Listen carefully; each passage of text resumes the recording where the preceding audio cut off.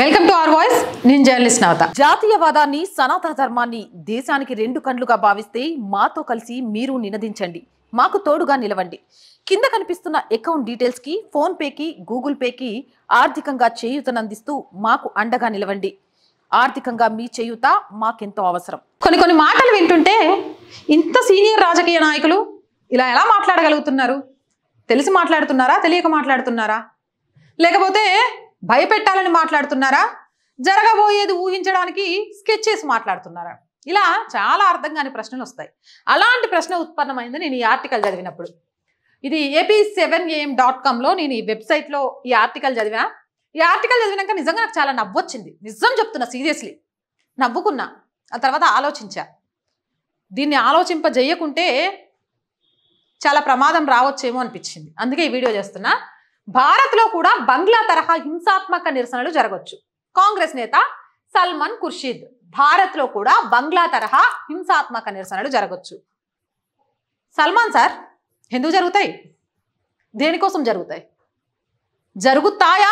జరిగించడానికి ప్రోత్సహిస్తున్నారా? లేకపోతే ఎప్పుడో స్కెచ్ చేసి పెట్టేశారా? బంగ్లాదేశ్కి భారత్కి చాలా తేడా ఉంది.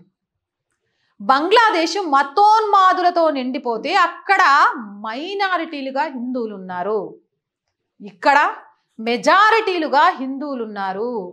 అండ్ అక్కడ మీడియాతో కానీ, ప్రతిపక్షంతో కానీ, ఇంకొకరితో కానీ సఖ్యత లేని ఒక ప్రభుత్వం ప్రజాపాలన చేస్తే, ఇక్కడ అల్లర్ల రూపంలో విధ్వంసం సృష్టించాలని ప్రయత్నాలు చేస్తే, గతంలో రైతు ఉద్యమాలు కానీ, అంతకుముందు ఇంకో ఉద్యమాలు కానీ జరిగినప్పుడు 20 సంవత్సరాల అనుభవమైన రాజకీయ చాతుర్యంతో మట్టు కట్టించిన ప్రభుత్వం ఇక్కడ ఉంది. ఉన్నప్పుడు ఎలా జరుగుతాయి? అరే భాయ్, ఇప్పటికే మేము ఒక వర్గం ప్రజలందరినీ మాకు తోకలుగా తయారు చేసుకున్నాం, ఇక హిందువులను కుల విభజన చేయండి అని గట్టిగా మాట్లాడుకుంటూ కుల విభజన చేయించడానికి సిద్ధమైపోయినాం. కాబట్టి కులాలుగా విడిపోయిన హిందువుల మీద దాడులు చేయడము, దేశం మీద ధ్వంసం చేయడము ఒక వర్గానికి ఈజీ అవుతుంది, ఆ వర్గానికి మేము వెనుకుంటామని ఇండైరెక్ట్ గా చెప్తున్నారా? మొత్తం చదువుదాం ఆర్టికల్.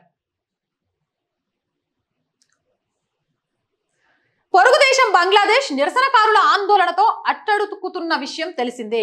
ప్రభుత్వ సర్వీసులలో రిజర్వేషన్ కోటాకు వ్యతిరేకంగా జూలైలో మొదలైన నిరసనలు హింసాత్మకంగా మారాయి. దీంతో భారీ మొత్తంలో ప్రాణ నష్టంతో పాటు ఆ దేశ ప్రధాని షేక్ హసీనా రాజీనామా చేసి దేశం నుంచి పారిపోయేలా చేశాయి. ఈ నేపథ్యంలో కాంగ్రెస్ సీనియర్ నేత సల్మాన్ ఖుర్షీద్ తాజాగా సంచలన వ్యాఖ్యలు చేశారు. భారత్లో కూడా బంగ్లాదేశ్ తరహా హింసాత్మక నిరసనలు జరగొచ్చని అన్నారు. సీనియర్ నేత, చాలా రాజకీయ కురువృద్ధుడు, కానీ భారతదేశం స్థితిగతులు ఏంటో తెలియదు. ఒక రిజర్వేషన్ మీద బంగ్లాదేశ్లో గొడవలు జరిగితే అలాంటి గొడవలు ఇక్కడికి వచ్చేస్తాయా? ఏంటి మైనారిటీ రిజర్వేషన్ సరిపోట్లే, ఓబీసీలో ఇస్తా అని చెప్పిన కర్ణాటక ప్రభుత్వం లాగా దేశం మొత్తం ఇవ్వకుంటే చేసేస్తారా? కుల వర్గీకరణ పేరుతోటి రెచ్చగొట్టే విధంగా. అయినా అక్కడ ప్రభుత్వానికి ఇక్కడ ప్రభుత్వానికి ఎంత తేడానో తెలుసా? ఈ దేశం, మీరు తెలుసుకోవాల్సిన విషయం ఏంటంటే, ఈ దేశాన్ని ఆక్రమించాలని కొన్ని వేల సంవత్సరాలుగా ప్రయత్నాలు జరుగుతూనే ఉన్నాయి. కానీ ఎవడైనా గెలిచిన దాఖనాలు చూసిండ్రా? ఎవడైనా. ఎందుకంటే ఈ దేశం ధర్మం మీద ఏర్పడ్డది. ఈ దేశంలో నిరసనలు జరగవచ్చు, ఈ దేశంలో అల్లర్లు జరగవచ్చు, ఈ దేశంలో అమ్మ పాలు దాగి రొమ్ము మీద దన్నే కుహాన రాజకీయ నాయకులు ఉండొచ్చు, కానీ ఈ దేశాన్ని ఏమీ చేయలేరు. ఎందుకో తెలుసా? ఈ దేశానికి ఎంత శాంతి ఉంటుందో అంతే శక్తి కూడా ఉంటుంది. ఎందుకంటే భారత మాత ఒక శక్తి. ఆ శక్తితో పెట్టుకుంటే విచ్ఛిన్నం అవ్వడం తప్ప గెలవడం అనేది అసాధ్యం. పెరిగే నిరసనలు, పుట్టే వ్యతిరేకత దానికదే చల్లారిపోతాయి, కానీ ఉవ్వెత్తున ఎగిసిపడే దాఖలాలు ఉండవు. అదే గనక జరిగితే దాన్ని ఎలా నిలువరింప చెయ్యొచ్చు అని తెలిసే మోదీ లాంటి ఒక సైన్యం దేశం కోసం పనిచేస్తోంది. రైతు ఉద్యమం ఏం జరిగింది? ఆ తర్వాత ఈ ఏమంటారు క్రీడాకారులు, అంతకు ముందు మొత్తం కూడలను దిగ్బంధనం చేసి ముందే బంగ్లాదేశ్ కంటే ముందే ట్రై చేసింది భారతదేశంలో చిచ్చు పెట్టనీకి.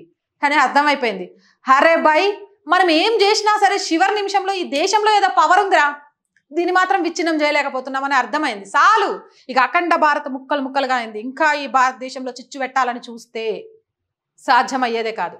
ప్రజల్లో భయపెట్టకండి, ప్రజలు భయపడే స్థితిలో లేదు మీలాంటి మాటలు విని. అమ్మో సల్మాన్ ఖుర్షీద్ గారు చెప్పిండు అంటే త్వరలో మా దేశంలో కూడా వస్తాయా, మేము కూడా ఈ దోషం వదిలిపెట్టి ఎక్కడికైనా వెళ్ళిపోవాలా, లేకపోతే మేము కూడా సెక్యులర్లు అయిపోయి వాళ్ళతో మంచిగా ఉండాలా, మంచిగా సెక్యులర్లు అయి ఉన్నా అవ్వకపోయినా చివరి నిమిషంలో వచ్చేసరికి వాడు ఏం చేస్తాడు అనేది బంగ్లాదేశ్లో కనబడ్డది.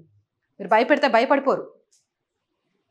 మంగళవారం ఓ పుస్తకావిష్కరణ కార్యక్రమంలో పాల్గొన్న ఆయన మాట్లాడుతూ భారత్లో పైకి అంతా బాగానే కనిపిస్తున్నా బంగ్లాదేశ్ మాదిరి హింసాత్మక ప్రభుత్వ వ్యతిరేక నిరసనలు జరిగే ఆస్కారం ఉందని హెచ్చరించారు.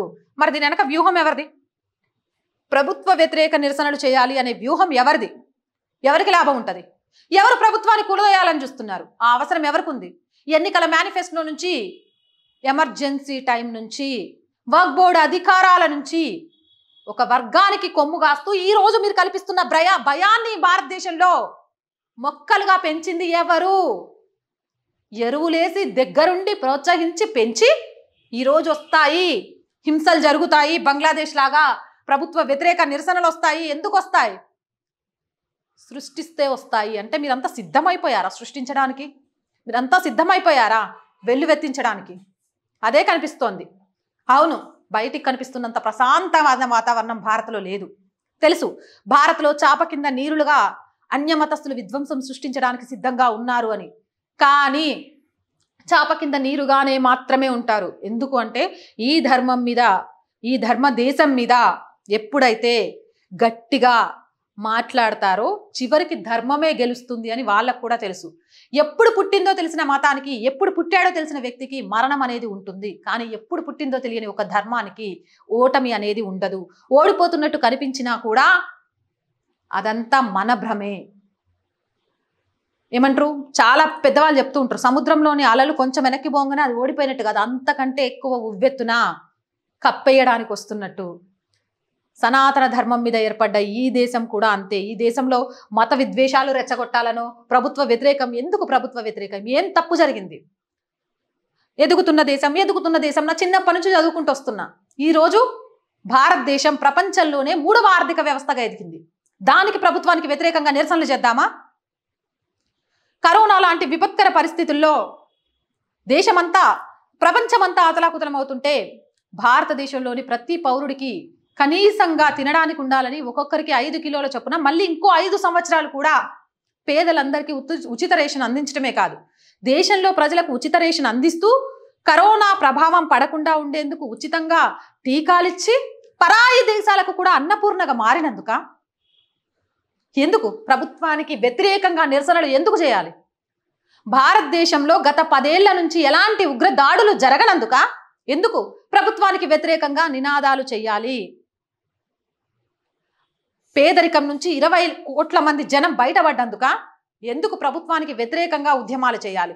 ఉద్యోగం లేకుండా ఏం చేయాలో అర్థం కాని వాళ్ళకు స్టార్టప్ కంపెనీలు పెట్టుకోవడానికి ఎంఎస్ఎంఈ లాంటి స్కీములు తీసుకొచ్చినందుక ఎందుకు ప్రభుత్వ వ్యతిరేక ఉద్యమాలు చేయాలి? బ్లాక్ మనీని కూడా పెట్టుకుంటున్న రాజకీయ నాయకుల ఆట కట్టించేందుకు డిజిటల్ విధానాన్ని తీసుకొచ్చి సామాన్యుడికి సైతం బ్యాంకింగ్ విధానం అందుబాటులోకి తీసుకొచ్చినందుక ఎందుకు ప్రభుత్వానికి వ్యతిరేకంగా నినాదాలు చేయాలి?